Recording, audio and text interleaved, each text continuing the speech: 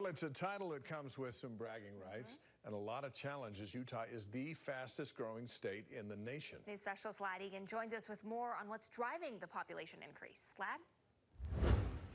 We've got 500,000 new neighbors here in Utah to get to know. That is according to the brand new census, which also captured a shift in growth patterns here in Utah. We've got 3.2 million Utahns living here now, and it provides us a new baseline for looking at the next decade. The 2020 census puts Utah's total population at 3.27 million.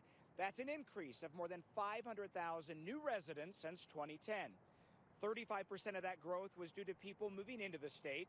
That's up from the prior decade when migration accounted for 28% of our growth. And 65% of Utah's jump in population came from natural increase, which is births minus deaths. While this is still the driving factor of our growth, it is decreasing from prior decades. A senior researcher with the Census Policy Institute says there are several factors at play. We've got an older population.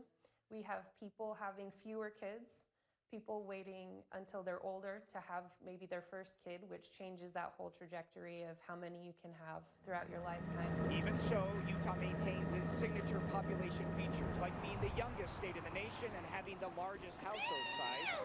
Utah's population grew by 18.4%, the fastest in the nation, outpacing the national growth rate by 2.5 times. I mean, we're a state that puts effort into planning for the future, puts effort into planning into growth. Nationwide, the census headlines are stalling growth overall and shifting centers of growth. The South and the West have grown significantly throughout the decade, and the Northeast, the Midwest, they grew, but not in the way that we have out here.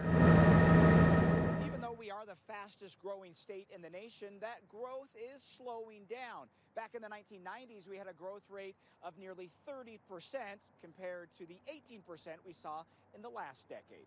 Back to you. All right, Lad, interesting. Thanks for breaking that down.